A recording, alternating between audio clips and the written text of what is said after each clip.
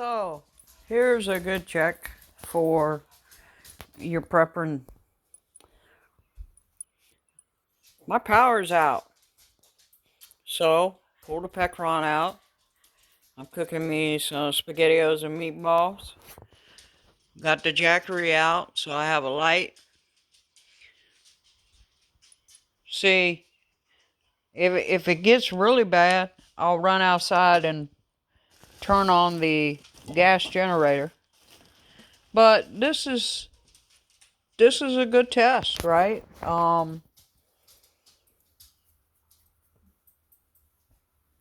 You should do this every now and then. I mean, if you have a power outage, you ought to check to make sure that you have a way to cook, that you have a way to have a light.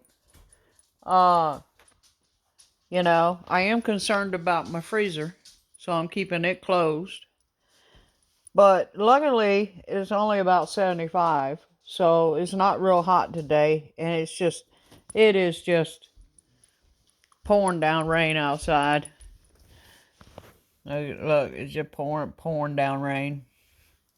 So yeah, the power company's on it. I mean, they're working on it, but it's a good test, right? Make sure you got food and make sure you got water and something to drink, and uh, just simple things, right?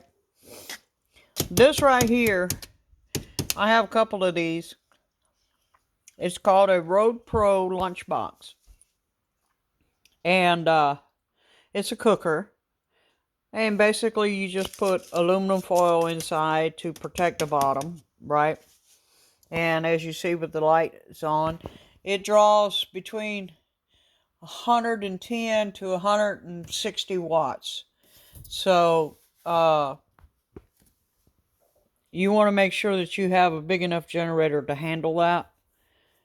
So, anytime you buy something that you're going to use off-grid, you always want to double check the wattage, and you want to make sure that you're not going to overdraw your solar generator, right? Because basically what this is this is just a battery bank, is basically what it is. And if you overdraw it, you'll burn up the battery inside, right? Now, I can charge this with a solar panel. I have a solar panel that I run for the Jackery, which was my very first buy. That Jackery right over there is just a little teeny little Jackery. Okay, and that was my very first step into solar. This here is my Pecron, which is a 1500 watt solar generator. They call it a generator, but it's basically a battery, and it is about the weight of a battery. But I use this if I have no power and I don't want to run the gas generator. I use this to cook with and to make my coffee, right, in the morning. Obviously, for something like the freezer, you'd want to get like an EcoFlow Delta, or one of the bigger uh, generators, 3,000 watts plus. I say 3,000 watts plus because you have a surge whenever you plug in your refrigerator or your freezer. You have a surge that can overpower your generator. So I have a gas generator. It's 8,500 watts. It'll run both my refrigerator and my freezer, plus my aquarium, plus my TV, plus lights, right? I don't like to run it in the rain. So in this situation, it's not too hot out. I don't have to run an AC unit. So I can just use my smaller generators. But this is a good test, right? If you can't afford like a solar generator, uh, look at getting a gas generator, right? But you want to have some kind of backup power. I even have, if push comes to shove, I even have an inverter that I can plug into my truck battery on my pickup truck, and that'll run about the same as this Pecron, about 1500 watts. So it's important that you think about things that you're going to use and how you're going to use it, right? Now I use a lunchbox cooker. I use it a lot when I'm camping.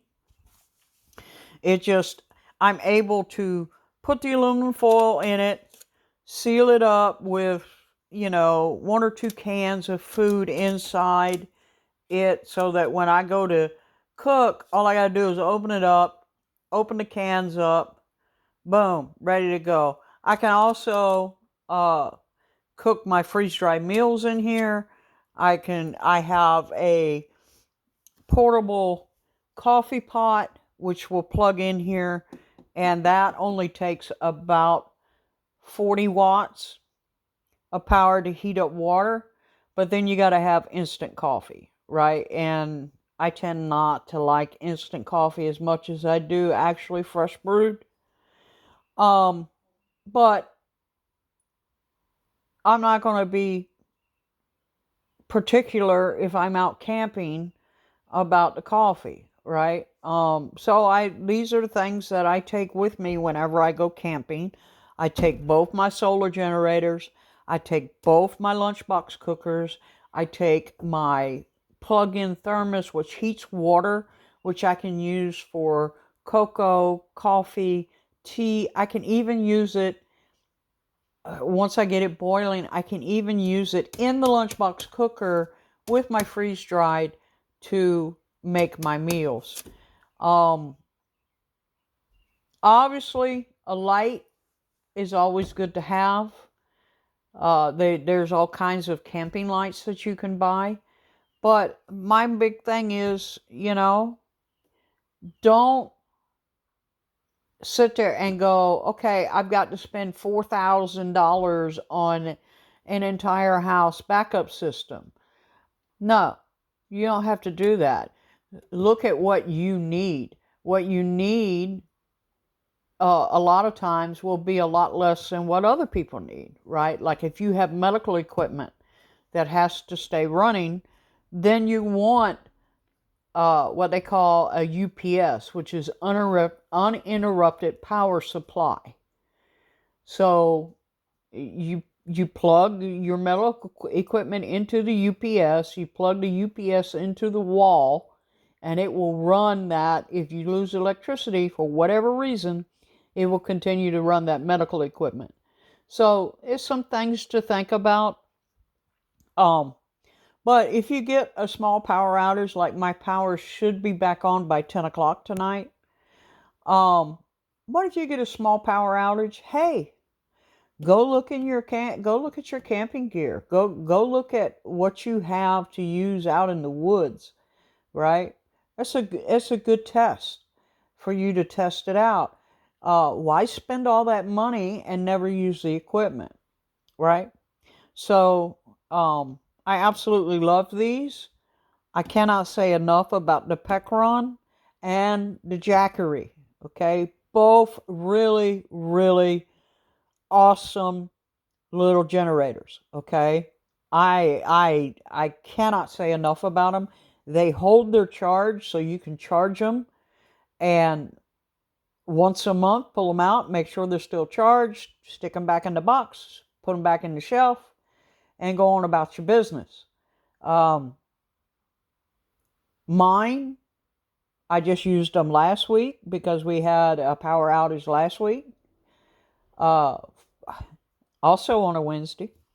And I recharged them, plugged them in, recharged them, put them back on the shelf, and here we are a week later using them again. You cannot go wrong with having some kind of backup power supply. Now, luckily it's not hot out. However, if it is hot out, then you need to look at portable AC. Some kind of portable AC, because you want at least one room where you can go and cool off. So when you go and get your portable AC, you want to make sure, again, that you look at the wattage and how long it will draw that wattage. Because if it draws it for too long, it'll drain your battery. And you don't want to drain your battery all the way down. I recommend that with your solar generators, once it gets down to about 10 to 15%, that you go and you recharge them. I've never run mine completely dry. Maybe I'm doing that wrong. Maybe somebody who with more experience than me knows that. But I've never run mine dry. I run them for a little bit to do what I need to do, and then I turn them off. Okay? The Jackery will run that light for about 5-6 hours. It's just a light. That's all it is. But when you come home and the dog is hidden underneath the light in the corner, somehow he got in that back corner and got stuck. And I'm looking all through the house for the dog, and he's hiding in the corner because of the thunder and the lightning, right? So you you need to think about these things, right? It's a comfort thing, especially with pets and children, to try and keep everything as normal as possible. Anyway, that's what we're doing today. Wasn't expecting to do this today.